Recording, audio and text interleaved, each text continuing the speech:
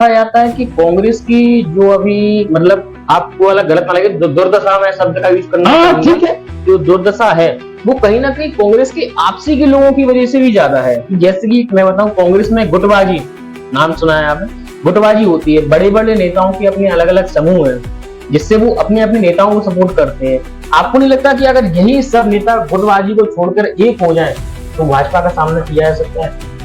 देखिए, ये सत्ता का दुर्गुण रहा है गुटबाजी।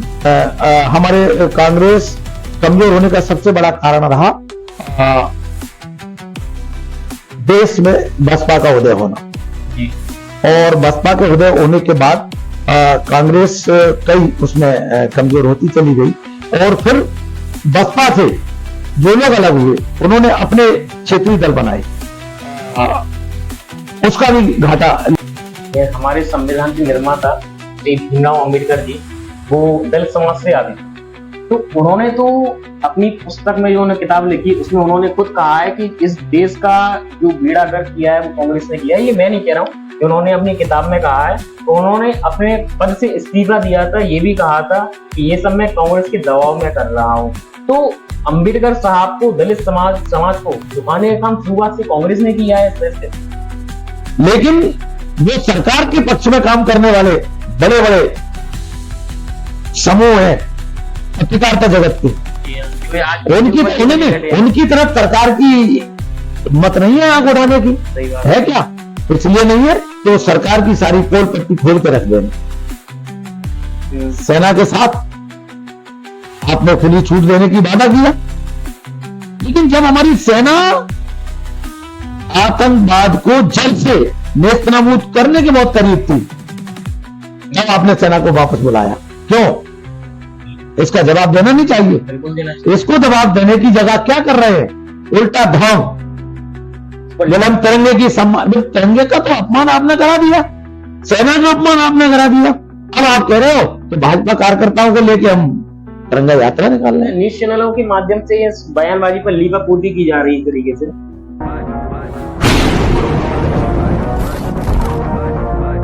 नमस्कार दोस्तों, कैसे हैं आप लोग? उम्मीद करता हूँ अच्छे होंगे। मैं अभय मित्तल आपका स्वागत करता हूँ मेरे शो टी टेबल टॉक पर। और आज हमारे जो स्पेशल गेस्ट हैं वो है डबरा विधानसभा के विधायक श्री सुरेश राजे जी। तो आइए उनसे कुछ विशेष मुद्दों पर चर्चा करते हैं। नमस्कार, कैसे हैं आप? मैं एकदम बढ़िया हूँ। जनता जनार्दन का आशीर्वाद है, ईश्वर की कृपा है। सर पहले तो आपका बहुत बहुत स्वागत और धन्यवाद जो आपने हमें समय दिया। सर नहीं, धन्यवाद तो मैं आपको दूंगा। मेरे समय, देखिए, समय तो हम लोगों का काम है, कर्तव्य। जब जनता के भी 24 घंटे हैं तो ये चौथा स्तंभ है, तो इसके लिए समय देना और समय निकालना ये हमारा पहला कर्तव्य है। तो अच्छे नेताओं के मतलब विचार हैं जो आप समय देते हैं।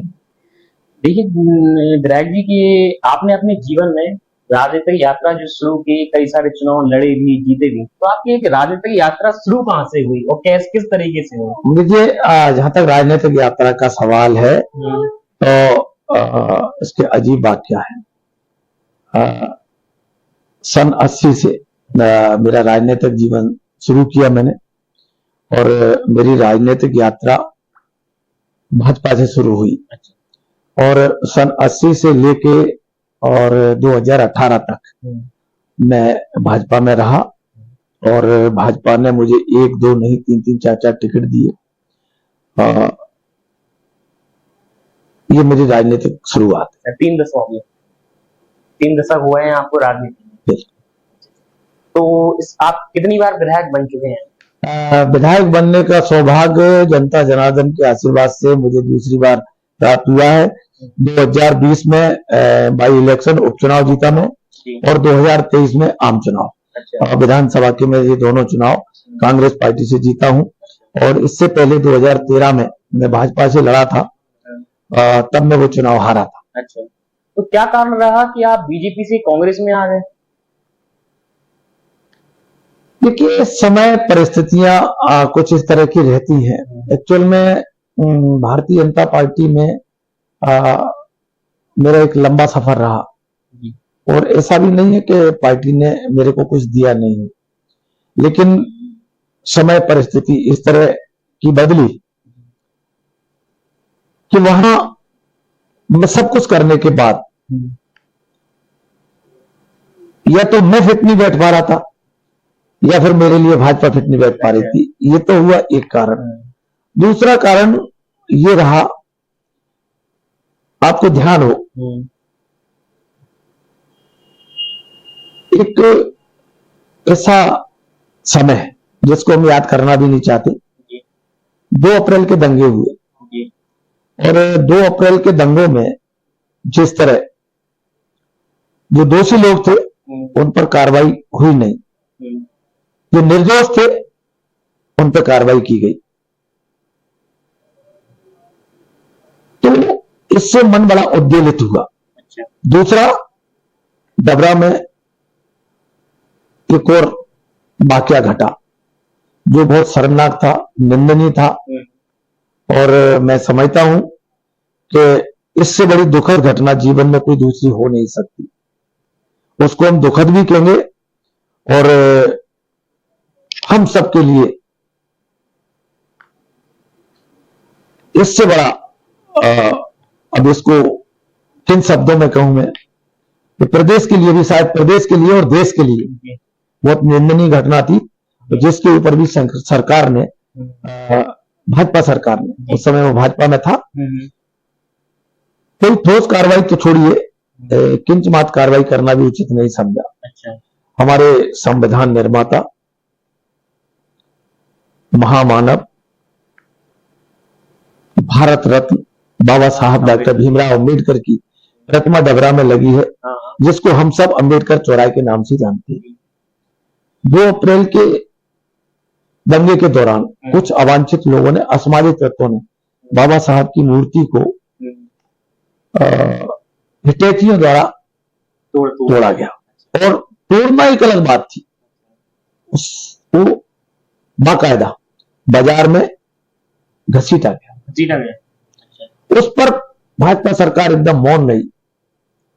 तब मन में आया, खटास नहीं आई, ये मन में आया, तय कर लिया कि जो सरकार,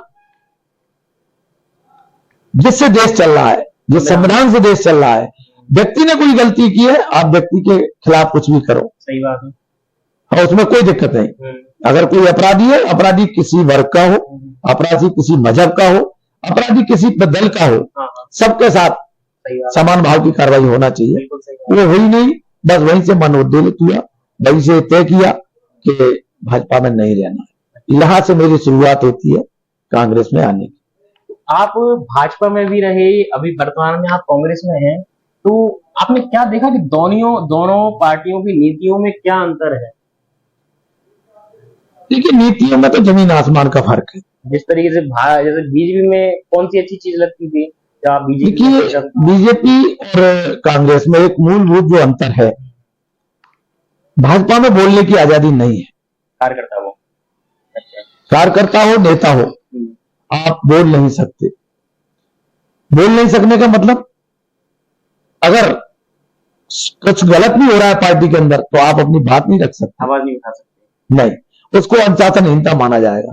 कांग्रेस में इतनी आजादी है, आपने देखा होगा, बड़े से बड़े नेता के खिलाफ उनको लगता है कि ये कुछ गलत, ये बोलने की आजादी है, ये गलत भी नहीं है, उसके कोई तथ्य भी नहीं है और उसके वो भी नहीं, फिर भी वो बेधड़क बोलते हैं।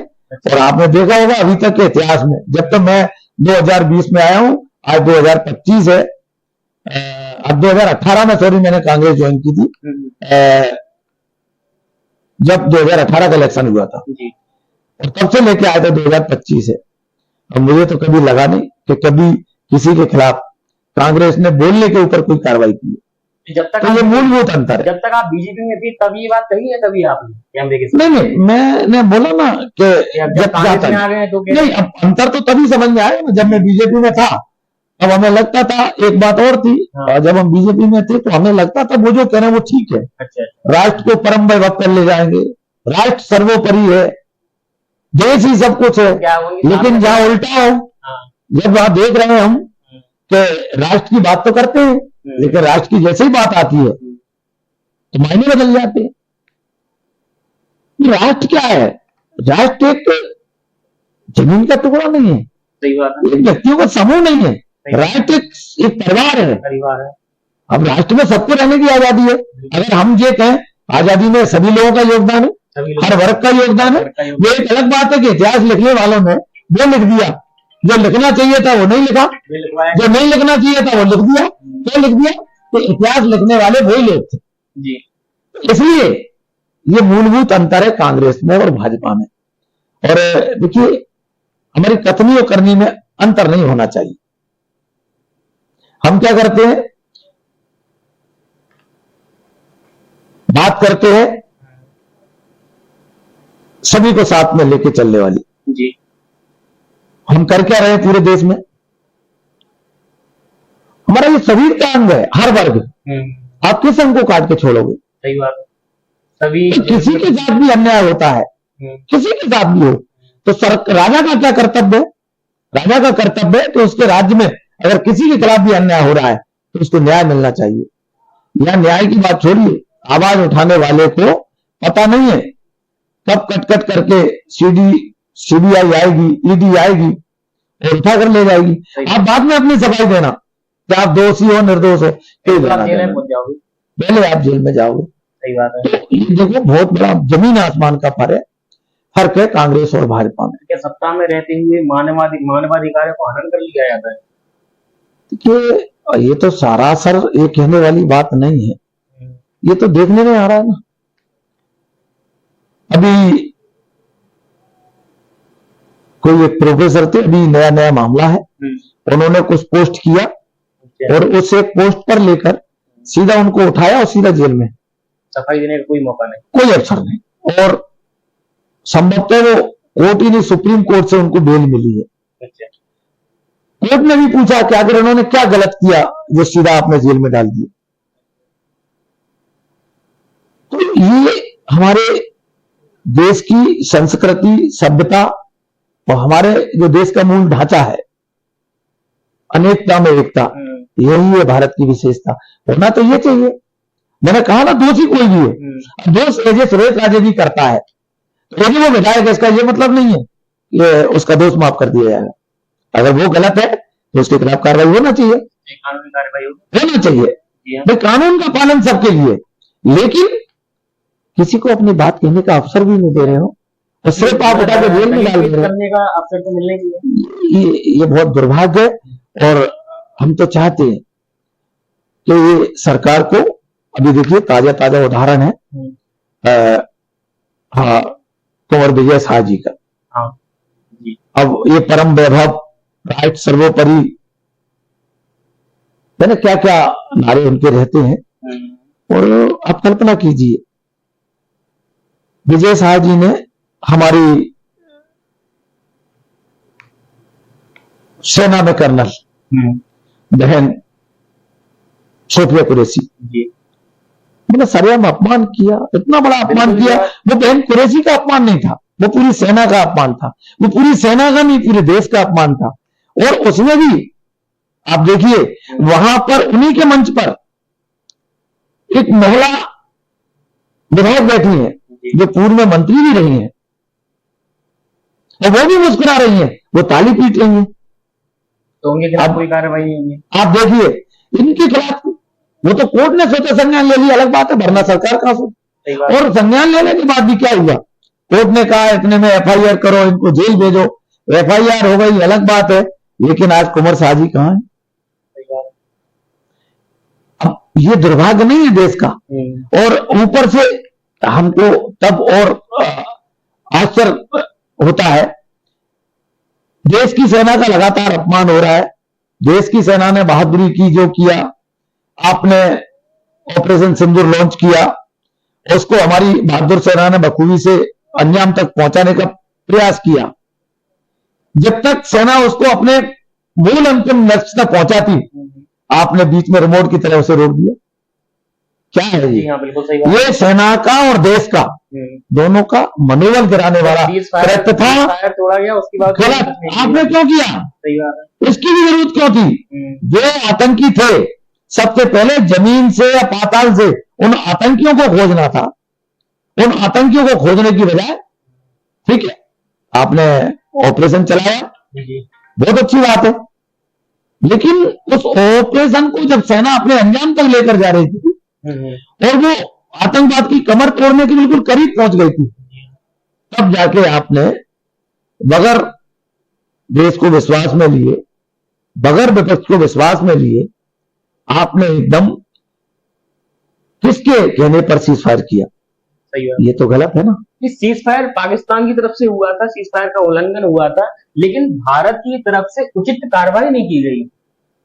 आप देखिए ना भाई, आपने शुरुआत की ना, देखिए पाकिस्तान तो लगातार हमारे खिलाफ आतंकवाद चला ही रहा है, कोई नई बात तो है ना, आतंकी देश है वो तो, कोई नई बात नहीं है उनके लिए। लेकिन हमने जब वो कदम उठाया, पूरा का पूरा विपक्ष, पूरी की पूरी सरकार सब एक हुआ है, कहीं कोई पता नहीं देश में कौन विपक्ष है कौन सरकार है, सब एक थे इस मत पर कि हमें उनको सबक सिखाना है, तोड़ना है।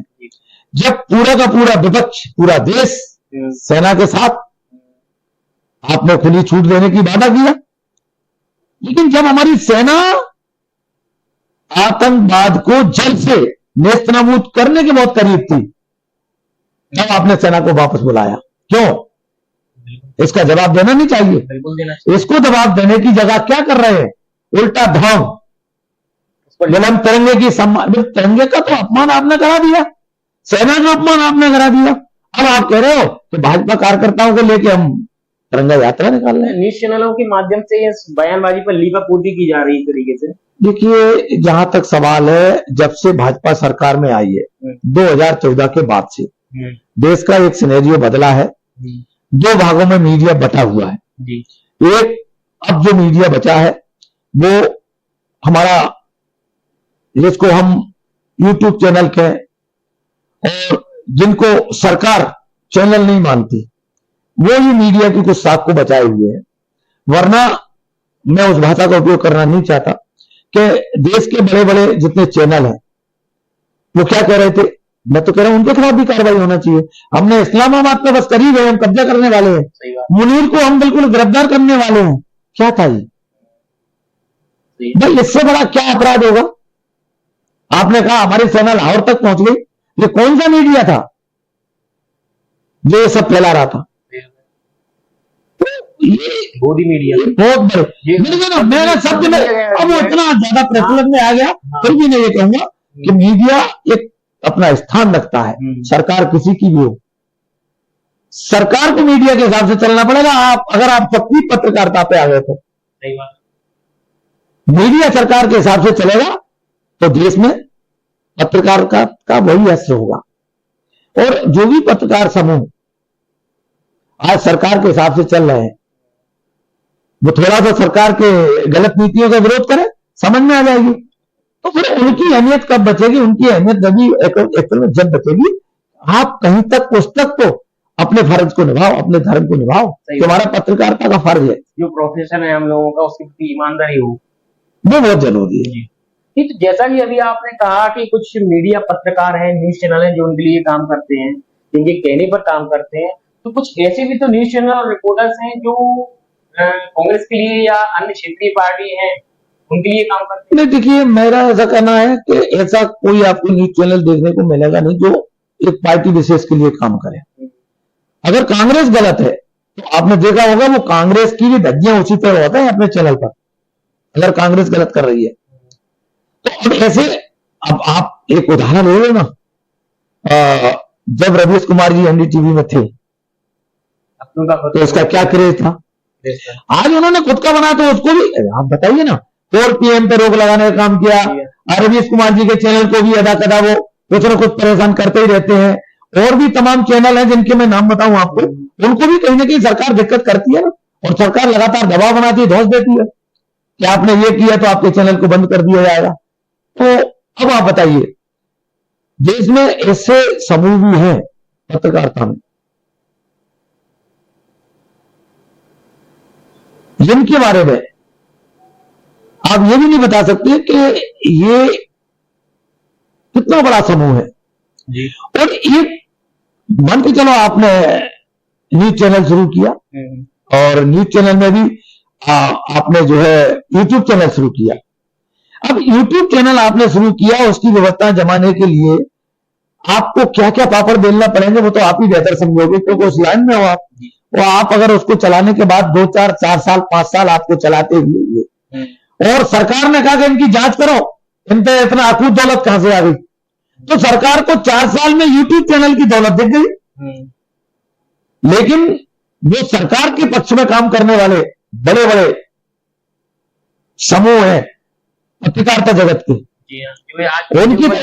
उनकी तरफ सरकार की मत नहीं है आंख उठाने की, है क्या? इसलिए नहीं है कि वो सरकार की सारी पोल पट्टी खोल के रख देंगे।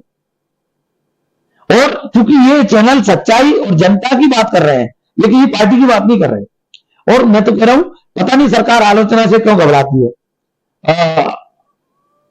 अगर कोई आलोचना कर रहा है तो हमें विचार करना चाहिए कि अगर हमारी आलोचना हो रही है तो उस आलोचना में कोई सच्चाई तो नहीं है, उससे हमें सीखने को मिलेगा। आने वाले समय भी तो कांग्रेस रूलिंग पार्टी बनती है तो कुछ चैनल, मैं नाम नहीं लूंगा, तो उनके लिए काम करेंगे। तो इसमें जहां तक है कुछ गलत भी तो नहीं है, अगर वो सरकार को बदनाम नहीं करते हैं, सरकार के कामों की सराहना करते हैं, तो ये सही भी तो है एक हद तक। नहीं, मैं कहा ना, सरकार का कोई भी अच्छा काम हो, सरकार किसी की भी हो, अच्छे काम की सराहना होनी चाहिए।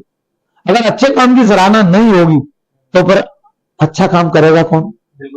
इसलिए अच्छे काम की सराहना होना कोई बुरी बात नहीं, करें। आपने पूछा कि अगर कल सरकार में कांग्रेस आती है तो यही समूह सरकार के लिए काम करेंगे। हम कह रहे हैं उन मीडिया बंधुओं को भी ये ध्यान में रखना चाहिए, और कांग्रेस को भी ये सरकार, कांग्रेस कभी सरकार में आया तो उन्हें भी ये ध्यान रखना चाहिए कि जब देश को सच्चाई की जरूरत थी, सच्चाई जनता के बीच पहुंचाने की जरूरत थी, तब ये मीडिया समूह क्या कर रहा था। आज जब हम सरकार में हैं तो मीडिया समूह की कृपा पर नहीं, हम जनता की कृपा पर हैं।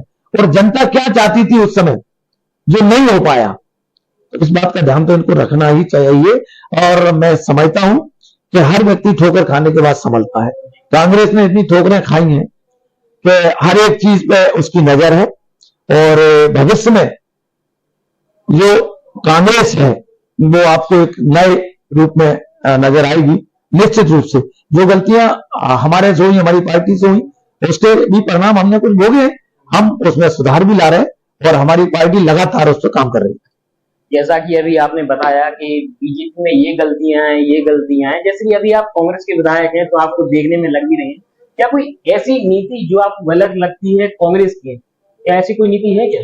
नहीं, हमारे यहाँ नीतियां कांग्रेस की लगभग मैं समझता हूं सारी की सारी नीतियां देश की एकता, अखंडता, और मैंने फिर कहूंगा भारत हमारे एक ऐसा देश है, हर एक 50 और 100 किलोमीटर पर या भाषा बदलती है, वेशभूषा बदलती है, और हमारा रहन सहन बदलता है, लेकिन अगर कुछ नहीं बदलता तो वो नहीं बदलता अनेकता में एकता। यही है हमारी भारत की विशेषता, और इसको ध्यान में रख के कांग्रेस की नीतियां, जब से देश आजाद हुआ, आजादी से पहले जो कांग्रेस ने नीतियां बनाई, वो नीतियां तब भी वही थी कि हमें एक धर्मनिरपेक्षता का जो हमारा वादा है वो कैसे अक्षुण्ण रहे, और देश में संविधान के दायरे में रहकर कैसे हम देश में सभी को साथ लेके चल सकते हैं। और इस देश में आजादी के पहले, आजादी के दौरान और आजादी के बाद भी इस देश को बनाने में, इस देश को गढ़ने में हर कौम का योगदान है, किसी कौम को भुलाया नहीं जा सकता। और यही मैं समझता हूं जो आज कांग्रेस की ताकत, कांग्रेस की जो आज वर्तमान में कमजोरी दिखती है कि कांग्रेस कमजोर है, और यही जो हमारा मिशन है, हमारा ये एजेंडा है कि सबको साथ लेकर ही चलेंगे। उसमें कितनी भी बाधाएं आए, कितना भी हमको लॉस उठाना पड़े, हमको अपने पद से डिगना नहीं है। और एक दिन इसी ताकत के दम पर कांग्रेस अपने पैरों पर पुनः इस देश में पुनः खड़ी होगी, और देश को एक अच्छी सरकार, और ऐसी सरकार, जो लोग कुछ इस तरह के जुमले देकर आए थे कि हम भारत को वैभव, परम वैभव पर ले जाएंगे, और इस तरह के तमाम खोखले वादों के दम पर सत्ता में तो वो लोग आ गए हैं, लेकिन मैं समझता हूं देश को चलाने में पूरी तरह नाकाम है। और तभी तो आप देखते नहीं हो जनता की मूलभूत जो समस्याएं होती हैं, चाहे गरीबी हो, चाहे बेरोजगारी हो, चाहे महंगाई हो, और इस देश में जो 14 साल के अंदर और 2014 के बाद से और जो 2025 मैं समझता हूं देश में अनेक राज्यों में जहां कभी भाजपा की सरकार नहीं थी, वहां भाजपा की सरकारें बनी है। सरकारें तो बन गई, लेकिन जिस तरह का हमारे देश के सामने एक आतंकवाद बहुत बड़ी चुनौती थी, लेकिन उससे बड़ी चुनौती है जातिवाद। और जिस तरह का जातिवाद का जहर पूरे देश में अलग अलग प्रांतों में अलग अलग तरीके का जातिवाद सर उठा रहा है, और ये देश की एकता और अखंडता के लिए आतंकवाद से बड़ा खतरा है, हमारा ऐसा मानना है। तो क्या आपको लगता है कि जातिवाद को बढ़ावा सिर्फ बीजेपी दे रही है? निश्चित रूप से। वो कैसे? उनकी सरकारें हैं। जब आप जातिवाद के खिलाफ कुछ काम होंगे और आप उन पर तो एक्शन लोगे नहीं, कोई भी करे आप एक्शन तो लो, लेकिन आप उन पर एक्शन लेने की जगह अब हर चीज में जब हम दूसरे चश्मे से देखने लगेंगे तो निश्चित रूप से देखिए उन्हें भले आज लगता है कि इसका फायदा उन्हें मिल रहा है, और मैं समझता हूं तात्कालिक रूप से फायदा मिल भी सकता है, लेकिन ये देश के हित में नहीं है, हमारे देश की संस्कृति के हित में नहीं है, हमारे देश की जो मूल भावना है उसके हित में नहीं है। और सबसे बड़ी बात यह है कि अगर ये जातिवाद इस तरह बढ़ता रहा और सरकारें अगर इस पर ध्यान नहीं देंगी तो वो दिन दूर नहीं देश में जो है ना एक नए वर्ग संघर्ष की तरफ हमारा देश बढ़ेगा। हमारे संविधान के निर्माता श्री भीमराव अम्बेडकर जी वो दलित समाज से आते थे, तो उन्होंने तो अपनी पुस्तक में जो उन्होंने किताब लिखी उसमें उन्होंने खुद कहा है कि इस देश का जो बेड़ा गर्क किया है वो कांग्रेस ने किया है। ये मैं नहीं कह रहा हूँ, उन्होंने अपनी किताब में कहा है। तो उन्होंने अपने पद से इस्तीफा दिया था, ये भी कहा था कि ये सब मैं कांग्रेस के दबाव में कर रहा हूँ। तो अंबेडकर साहब को दलित समाज को झुकाने का काम शुरुआत से कांग्रेस ने किया है, अगर हम शुरुआत से देखें तो। देखिए जो लोग ये बात कहते हैं, आपने भी मेरे से ये प्रश्न किया है, तो मैं आपकी जानकारी के लिए बताऊं। पहले तो जो लोग जो बाबा साहब के बारे में जो आरोप लगाते हैं कि बाबा साहब को संसद में कांग्रेस ने पहुंचने से रोका, ये आरोप निराधार है, इसकी ठीक जानकारी लो। वो इसलिए निराधार है कि बाबा साहब को कांग्रेस ने निमंत्रण दिया था कि आप हम आपको चुनाव लड़ा रहे हैं और आप चुनाव लड़िए, और बाबा साहब ने कहा कि नहीं मैं अपनी पार्टी से चुनाव लड़ूंगा और अपने चुनाव चिन्ह पर चुनाव लड़ूंगा। तो यही कारण था उन्होंने इस्तीफा दिया था। फिर भी कांग्रेस ने कोशिश की कि बाबा साहब के खिलाफ हम प्रत्याशी न उतारे, लेकिन उस समय की हिंदू महासभा, आप उसके इतिहास में जाओ, उन्हें चुनाव किसने हरवाया? हरवाने की बात कौन कर रहा है? भाई दो पक्षी अब चुनाव लड़ते हैं, आप चुनाव लड़ोगे मैं चुनाव लड़ूंगा, तो निश्चित रूप से उस समय तो हमारे विचार कितने भी कैसे हो, हम तो प्रतिद्वंदी हुए एक। लेकिन एक बात बताइए, बाबा साहब पहले सरकार किसकी बनी? कानून मंत्री किसने बनाया? फिर जब मसौदा तैयार करने की बात आई देश में कि संविधान का मसौदा तैयार करना है, तो उसका चेयरपर्सन जिसका अध्यक्ष बनाना था, प्रारूप समिति का अध्यक्ष बनाना था, तो सुझाव किसने दिया? जानकारी लो, जो लोग ये कहते हैं, तो वो भी गांधी जी, नेहरू जी सभी ने कहा कि नहीं, माननीय सम्माननीय बाबा साहब भीमराव अंबेडकर ही प्रारूप समिति के अध्यक्ष होंगे। इसको भाजपा वाले नहीं कहेंगे। हाँ, जो लोग आज सिर्फ बाबा साहब के नाम की राजनीति करते हैं उनके लिए ये ठीक है कहना कि कांग्रेस ने ये किया, कांग्रेस ने ये किया। कांग्रेस ने वो किया, ध्यान करो, राजा रजवाड़ों का जमाना होता था, कि कांग्रेस ने की देन है, और ये बाबा साहब के संविधान की देन है ना, कि राजा को भी वोट लाइन में लग के डालना पड़ेगा। राजा ये नहीं कह सकता कि लाइन में खड़े हो तो आप पीछे हटिए, मैं पहले वोट डालूंगा, क्या हिम्मत है? नहीं है। आज देश का प्रधानमंत्री, उस समय राजा हुआ करते थे, राजा रियासतों के हुआ करते थे, आज देश का प्रदेश का मुख्यमंत्री और देश का प्रधानमंत्री, ये दोनों ही शख्स संविधान की क्या तो ये नहीं संबंध कि देख रहे हैं? तो आप बताइए, ये बाबा साहब को जो लोग कहते हैं कांग्रेस ने ये किया, ये कि मैं कह रहा हूं, अरे ये तो चाहते ही नहीं थे कि बाबा साहब की स्थिति में आए। चलो, कांग्रेस ने ये किया वो किया। अब वर्तमान की स्थिति में सरकार किसकी है? बीजेपी। एक छोटा सा नया नया उदाहरण है आपके सामने, आज दूर जाने की जरूरत नहीं। जहां मैं बैठा हूं, यहां से 30 किलोमीटर 35 किलोमीटर ग्वालियर है। देश के सर्वोच्च न्यायालय में बाबा साहब की प्रतिमा लग सकती है, लेकिन ग्वालियर न्यायालय में प्रतिमा का लगाने का विरोध करने वाले जो वकील साहिबान है, वो मैंने ये भूल गए कि ये वो कोट पहन के जिस कानून की बात कर रहे हैं, वो कानून किसने दिया, वो अधिकार किसने दिया? और आप कोर्ट परिसर में, कोर्ट कैंपस के अंदर जिस तरह की भाषा का उपयोग कर रहे हो, मतलब कोई गली मोहल्ले का एक दादा होता है ना, वो भी इस तरह की भाषा नहीं बोलता कि मेरे मोहल्ले में आना देख लूंगा। तो कह रहे हैं वकीलों को इकट्ठा, यहां आए, हम वकीलों को, हम भी आउटसोर्स के लोगों को इकट्ठा करेंगे और बाबा साहब की मूर्ति लगने नहीं देंगे, और लग जाएगी तो तोड़वा देंगे। ये अपराध नहीं था? ये वो गूंगी बहरी सरकार है जो आडंबर इतने करती है। हमने इतना बड़ा स्टैचू वहां बनवाया, हमने लंदन में म्यूजियम बनवाया, हमने दिल्ली में उनके जहां वो रहते थे उनके लिए, ये सब आपने किया। लेकिन आपके ही अपने लोग बाबा साहब के बारे में क्या कह रहे हैं? तो सरकार गूंगी बहरी है, चुप है।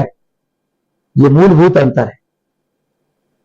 मैंने कहा ना, सरकार बनाना और सरकार चलाना, देश का मुखिया बन जाना और देश के मुखिया को देश चलाना, इसमें जमीन आसमान का फर्क है।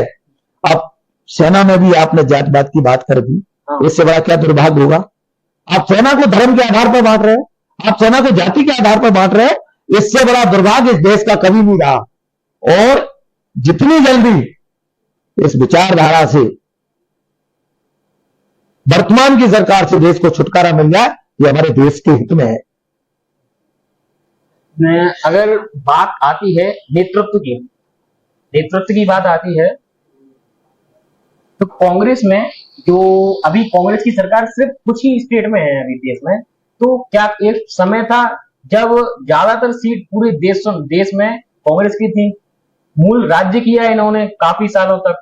तो ऐसी क्या परिस्थिति आई कि कांग्रेस की दुर्दशा हो गई आज वर्तमान समय में कि उन्हें कहीं कहीं गठबंधन की सरकार भी चलानी पड़ रही है कुछ कुछ स्टेट्स में? क्या नेतृत्व की कमी है या राहुल गांधी की कुछ कमियों की वजह से ये सब हो रहा है? नहीं, देखिए, नो डाउट, पहले तो वर्तमान में विपरीत परिस्थितियों में राहुल जी की जगह कोई और होता, कोई और नेतृत्व कर रहा होता। राहुल जी हमारे नेता हैं, नेतृत्व हमारे माननीय खड़गे जी कर रहे हैं। आप दोनों का कॉम्बिनेशन देखिए, एक ऊर्जावान और एक अनुभवी, दोनों का जो सामंजस्य है वो देखते ही बनता है। जहां तक सरकारों का सवाल है, इसमें कोई दोहरा नहीं। एक समय था जब इस देश में लगभग 25 से 28 राज्यों में कांग्रेस की अपने दम पर सरकार होती थी, सरकार कांग्रेस चलाती थी। लेकिन देखिए, ये समय परिस्थिति रहती है। देश के कुछ हालात ऐसे बने कि कांग्रेस से निकलकर कुछ क्षेत्रीय दल बनते चले गए, और कांग्रेस से निकलकर जो क्षेत्रीय दल बने वो आज कई जगह मुख्यमंत्री भी है तो कांग्रेस से निकलकर। और कांग्रेस सरकार में 240 सांसद अगर आज हैं, तो अगर आप देखोगे तो मैं समझता हूं लगभग 86 से 87 सांसद ऐसे हैं जो मूलतः कांग्रेस पृष्ठभूमि से गए हैं, वो कभी ना कभी कांग्रेस में रहे हैं। इतने सांसद अभी वर्तमान में है जो 240 सांसद भाजपा के हैं।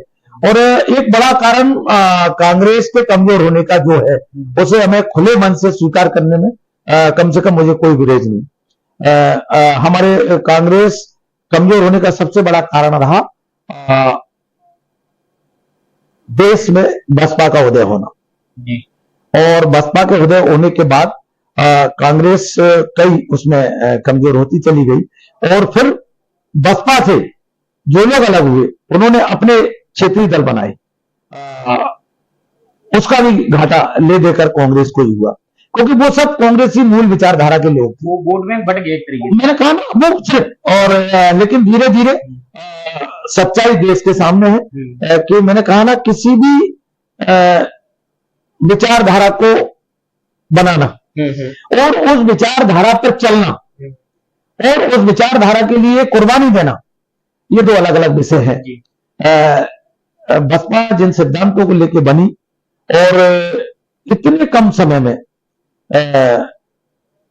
जितनी ऊंचाइयों तक बसपा गई, और वर्तमान में जो आप देख रहे हो, अगर कांग्रेस कमजोर है तो निश्चित रूप से बसपा भी कमजोर रही है।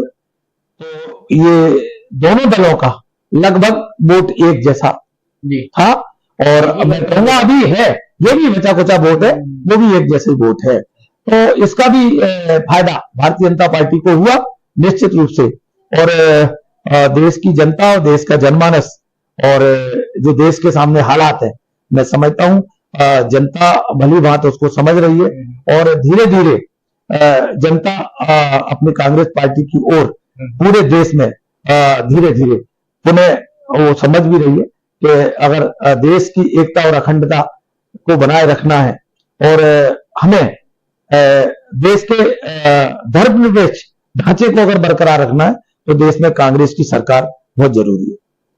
यहाँ तक देखा जाता है कि कांग्रेस की जो अभी, मतलब आपको वाला गलत ना लगे, जो दुर्दशा में शब्द का यूज करना, ठीक है, जो दुर्दशा है वो कहीं ना कहीं कांग्रेस के आपसी के लोगों की वजह से भी ज्यादा है। कि जैसे कि मैं बताऊं, कांग्रेस में गुटबाजी, नाम सुना है आपने, गुटबाजी होती है। बड़े बड़े नेताओं की अपने अलग अलग समूह हैं जिससे वो अपने अपने नेताओं को सपोर्ट करते हैं। आपको नहीं लगता कि अगर यही सब नेता गुटबाजी को छोड़कर एक हो जाएं तो भाजपा का सामना किया जा सकता है? देखिए, ये सत्ता का दुर्गुण रहा है गुटबाजी, और एक लंबे समय तक कांग्रेस सत्ता में रही, उसके भी कारण रहे। और जहां तक अगर गुटबाजी का सवाल है तो मैं समझता हूं वर्तमान की जो परिस्थिति है, उस वर्तमान परिस्थिति में कांग्रेस से ज्यादा भाजपा में गुटबाजी है पूरे देश में। बिल्कुल, मैं पूरे देश की बात कर रहा हूं। तो निश्चित रूप से अगर हमें उस गुटबाजी का घाटा हुआ तो आज हम सरकार में नहीं है, और जब हम सरकार में नहीं है तो सभी को एहसास हो रहा है कि हम सबको, बीजेपी में गुटबाजी है लेकिन वो सत्ता में भी तो है सालों से। मैंने कहा ना, अब ठीक है, लंबे समय तक कांग्रेस सत्ता में रही ना, तो निश्चित रूप से उस समय ऐसा एहसास नहीं हुआ कि गुटबाजी का इतना हमारे को भुगतान करना पड़ सकता है। और लेकिन मैं समझता हूं अभी वर्तमान में हमारे सम्माननीय नेता राहुल जी और खड़गे जी के नेतृत्व में ये शब्द जो आपने कहा है गुटबाजी, इसकी मैं अगर उसे इन शब्दों में लूं कि इसकी सफाई का अभियान ऊपर से शुरू हो चुका है, और बहुत जल्दी इसको आपको नीचे तक परिणाम देखने को मिलेंगे, इसके सुखद परिणाम आएंगे। मतलब आंतरिक रूप से ही सफाई चल रही है। बिल्कुल, और इसको बहुत गंभीरता से लिया है पार्टी ने, और वो मैं समझता हूं जब वो ऊपर से शुरू की है तो मैं समझता हूं नीचे तक तो अपने आप सब कुछ ठीक होगा, क्योंकि अनुसरण तो परिवार का मुखिया, मतलब कुल मिलाकर जो बड़े औहदे पर है कांग्रेस में, चाहे राहुल गांधी जी हो, चाहे, मैंने कहा ना, बिल्कुल बेबाक तरीके से, नहीं वो बेबाक तरीके से, देखिए बीमारी उनकी समझ में आई है, इसका भी घाटा है पार्टी को, तो निश्चित रूप से उसमें भी बहुत बड़े उस पर काम चल रहा है। और ठीक है, जो आपने देखा होगा तमाम हमारे मीडिया के मित्र बंधु हैं, और वो हमारी कमियां और हमारे नेता की अच्छाइयां, हमारी कांग्रेस पार्टी की कमियां और हमारे राहुल जी का संघर्ष और खड़गे जी का वो अनुभवी नेतृत्व, दोनों का समावेश, वो लगातार जो आप बता रहे हो इस पर भी उनका फोकस है, और ये फोकस का लाभ कांग्रेस पार्टी को बहुत जल्दी देखने को मिलेगा निश्चित रूप से। क्या जब राहुल जी पार्टी प्रेसिडेंट थे तब ये सब उन्हें दिखाई नहीं दिया, या खड़गे जी के आने के बाद ये सब उन्हें, खड़गे जी के आने के बाद ये सब समझ में आया? नहीं, देखिए मैं एक बात समझ लें, कांग्रेस एक 100 साल से पुरानी पार्टी है जी, उसका अपना एक इतिहास रहा है, उसमें वो सब वरिष्ठ नेता भी हैं, और हमारे माननीय राहुल जी जब अध्यक्ष बने, अध्यक्ष तो बने वो, लेकिन उनके आसपास जितना हमारे नेताओं की जो लॉबी थी या जो काम करने वाले लोग थे, वो उनसे बहुत वरिष्ठ थे, उम्र में तो उसका लिहाज करते हुए राहुल जी ने पार्टी को चलाने का प्रयास किया। लेकिन समय रहते जिनको पार्टी ने बहुत कुछ दिया, वो जीवन में इतना कुछ दिया जितने के वो हकदार नहीं थे। जब सरकार यूपीए सरकार बनी तो राहुल जी ने तमाम उन लोगों को आगे बढ़ाया, नौजवान पीढ़ी को आगे बढ़ाया। लेकिन जैसे ही कांग्रेस पार्टी का थोड़ा समय विपरीत हुआ और हमारी सरकार गई तो आपको देखने को मिलेगा तमाम वो इनको मंत्रिमंडल यूपीए 1 यूपीए 2 दोनों में मंत्री बनवाया। वो तमाम लोग स्वार्थवश पार्टी छोड़कर और सत्ता का सुख भोगने, क्योंकि उन्हें सत्ता की आदत पड़ चुकी थी, विचारधारा से उनका कोई लेना देना था नहीं। इसलिए व्यक्ति छोटा हो बड़ा हो, व्यक्ति अमीर है गरीब है, व्यक्ति को अपनी विचारधारा नहीं छोड़नी चाहिए, नहीं विचारधारा को अंगीकार करना चाहिए। विचारधारा का व्यक्ति अच्छे और बुरे दोनों समय में साथ खड़ा नजर आएगा। और जो व्यक्ति विचारधारा से ओतप्रोत नहीं है, वो सरकारें आएंगी जाएंगी बनेंगी बिगड़ेंगी। जो लोग आज भाजपा में गए सत्ता सुख भोगने, कल जैसे ही सरकार कांग्रेस की सरकार आएगी आप देखना ये सब कहीं ना कहीं किसी न किसी दरवाजे से वापस आने का प्रयास करेंगे। सही बात है। तो ये राजनीति का स्वभाव है और निश्चित रूप से कांग्रेस पार्टी के लिए संघर्ष का दौर है। और संघर्ष का दौर कांग्रेस पार्टी के लिए तो है ही। ये कांग्रेस पार्टी मजबूत हो, ये देश के लिए बहुत जरूरी है। एक मजबूत विपक्ष होना बहुत आवश्यक है देश के लिए। हाँ जी, हम जनता का धन्यवाद देंगे कि हम लगभग 40-44 से जो है ना हम 99-100 तक पहुंचे हैं। कुछ सीटें हमारी बहुत नियरेस्ट उस पर गई हैं, वरना हमारी लगभग 16-17 सीटें ऐसी थी बहुत नेट टू नेट हमारे है। वरना तो ये मैं कह रहा हूं ये 240 वाली सरकार भी न होती। निश्चित रूप से इंडिया गठबंधन की सरकार देश में होती, लेकिन नहीं, जो जनता ने दे दिया उसे हम स्वीकार करते हैं और ये हमारा विपक्ष का दायित्व है। और इस विपक्ष के दायित्व को मध्य प्रदेश से लेकर और देश तक हमारे खड़गे जी और राहुल जी के नेतृत्व में हम देश में लड़ाई लड़ रहे हैं। और प्रदेश में हमारा जीतू पटवारी जी हो चाहे उमंग सिंगार जी हो, हम विपक्ष की भूमिका बखूबी ये दायित्व हमको मिला है उसको निश्चित रूप से हम निभाने का प्रयास करेंगे। अभी आपने कहा जैसे कि सीटों में बढ़ोतरी हुई इस बार, तो क्या जो भारत जोड़ो यात्रा राहुल जी ने शुरू की थी उसका असर था? हाँ, निश्चित रूप से उसका तो बड़ा लाभ था जी। लेकिन कुछ परिस्थिति ऐसी बन गई जहां कुछ हम बहुत बेहतर कर सकते थे। अब जैसे हम मध्य प्रदेश को ले लें, हमको बड़ी उम्मीद थी कि लगभग हम 10 से 11 जीत रहे हैं और 6 और 7 सीटें तो मैं आपको नाम गिना दूंगा। अब ये 3 सीटें तो चंबल की है हमारी, चाहे ग्वालियर हो चाहे मुरैना हो चाहे भिंड हो, अब ये हजारों में गए ना हम। तो अब लगा लो आप, निश्चित रूप से देश का सिनेरियो बदल रहा है, जनता का मनमानस बदल रहा है। जनता चाहती है, देश की जनता चाहती है, प्रदेश की जनता चाहती है कि देश के एक में कांग्रेस की सरकार है, कांग्रेस गठबंधन की सरकार है और निश्चित रूप से हम इसमें कामयाब होंगे। और पूरी की पूरी पार्टी केंद्र से लेकर राज्य तक सभी अपने अपने काम में लगे हुए हैं और एक परिवर्तन का दौर आएगा। और निश्चित रूप से बदली हुई परिस्थितियों में कांग्रेस पार्टी जब भी आम चुनाव आएगा निश्चित रूप से इंडिया गठबंधन के रूप में मैं समझता हूं एक नए नेतृत्व के साथ देश में एक नई सरकार बनेगी।